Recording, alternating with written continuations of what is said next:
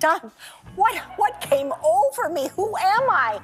It was wonderful. I loved every minute of it. At 78, Sally Field stands as one of Hollywood's most decorated and adored actresses, an icon with 2 Academy Awards, a career spanning over 5 decades, and a reputation built on warmth, integrity, and talent. But behind the polished image and tearful acceptance speeches lies a history the public rarely hears, one shaped not only by triumphs but by turmoil. Over the years, Field encountered a series of professional relationships that left lasting emotional scars, moments of betrayal that were never addressed on camera and never forgotten off it. As time passed and the spotlight dimmed, she chose silence, until now. For the first time, Field has pulled back the curtain on 6 of the most painful chapters in her career. Not fleeting disagreements or creative disputes, but deep fractures that shaped how she worked, how she trusted, and how she healed. The names may surprise some. Their reputations remain largely untarnished in the eyes of fans, but to Field, they represent moments where respect was lost, confidence was shaken, and dignity was quietly reclaimed. This is not a list built on gossip. It is a reflection of years in an industry where power and personality often collided,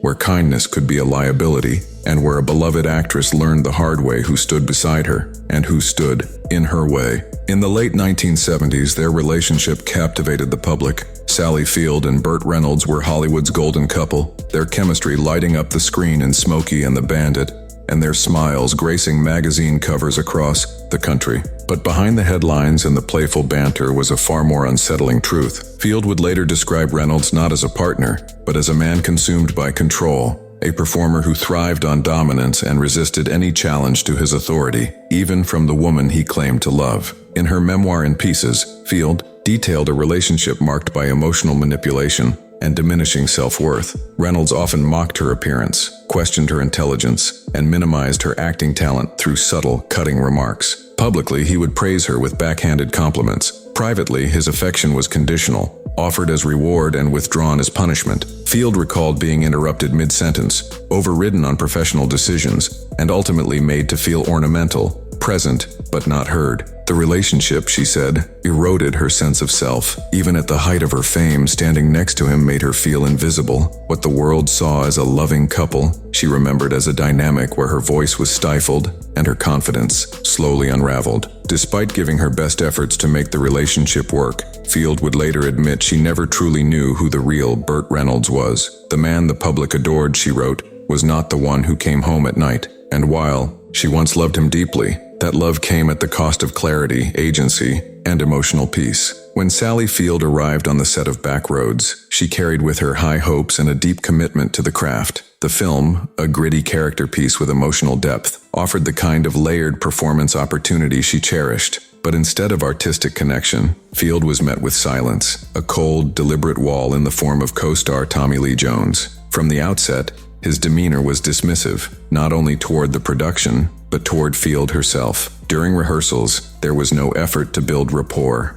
There was no warmth, no casual exchange, no mutual engagement that often allows actors to foster trust. Jones arrived, delivered his lines with mechanical precision, and left without acknowledging the people he shared scenes with. For an actress whose career had been defined by emotional openness and human connection, the absence of collaboration felt jarring. Field later described the experience as one of profound emotional isolation. Attempts to bridge the distance were met with indifference. Questions went unanswered. Light humor fell flat, and at times she said he wouldn't even meet her gaze. The resulting performances suffered, not due to lack of talent, but because the chemistry required to portray 2 broken people finding love simply never had a chance to form. Critics noticed the emotional void, but few understood the personal toll it had taken. Field kept her professionalism intact, but privately she was drained. In later interviews, she never named Jones directly, yet her descriptions of the emotional frost on set painted a clear picture. The chill she endured wasn't part of the script, it was real and unforgettable. During the ill-fated production of Say Goodbye, Maggie Cole, Sally Field came face-to-face with one of the most volatile personalities she would ever encounter in her career. Robert Blake,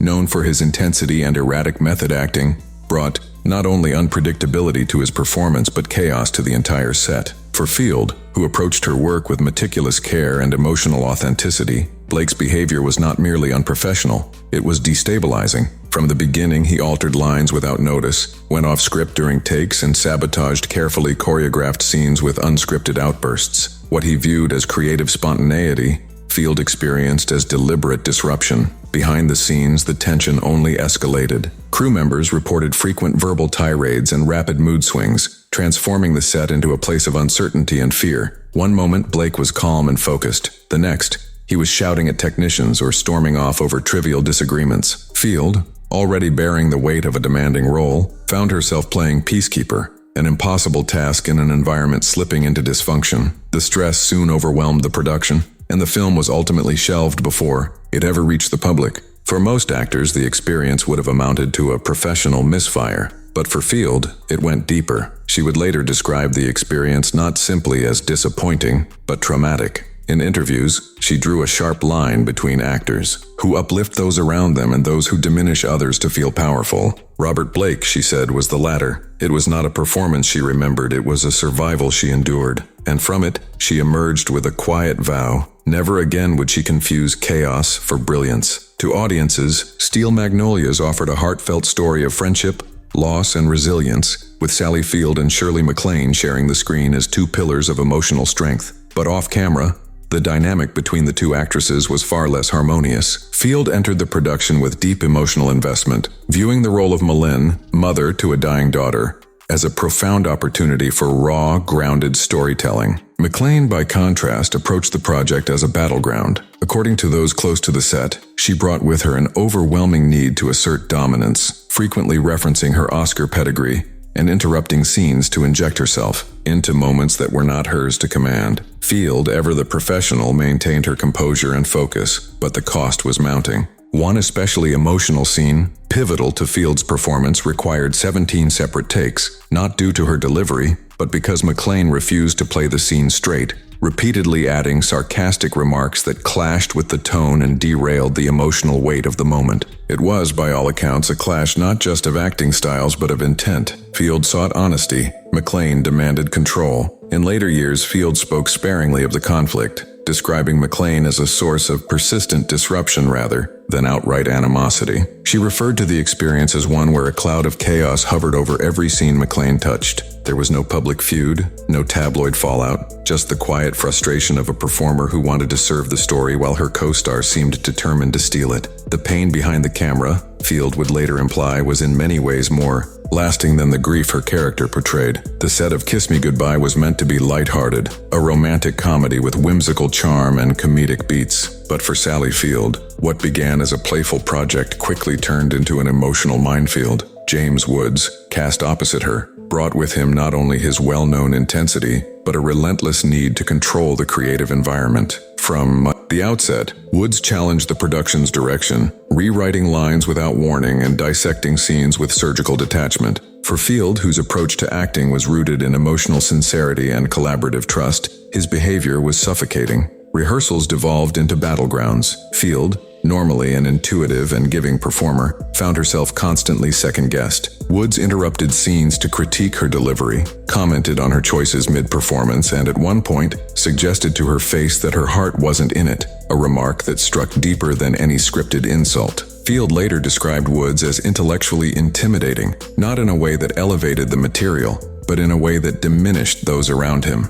It wasn't creative tension, it was condescension, masquerading as brilliance. The atmosphere on set grew heavy, laced with anxiety rather than inspiration. But perhaps more damaging than his on-set behavior was the psychological toll it left behind. Field would go on to say that the most exhausting part of the shoot wasn't the work, it was the constant need to defend her value. In an industry where women were already forced to fight for respect, being undermined by a co-star in such a deliberate and persistent way left a lasting wound. She walked away from Kiss Me Goodbye, not just disappointed, but changed, silently vowing never again to allow her voice to be drowned out by. Of all the men who left a mark on Sally Field's career, perhaps the most surprising was one she never even shared a screen with. Dustin Hoffman, a towering figure in American cinema, came into Field's orbit during the early 1980s, as both were being considered for a now-forgotten project that never made it past development. What should have been a routine chemistry read turned into, in Field's words,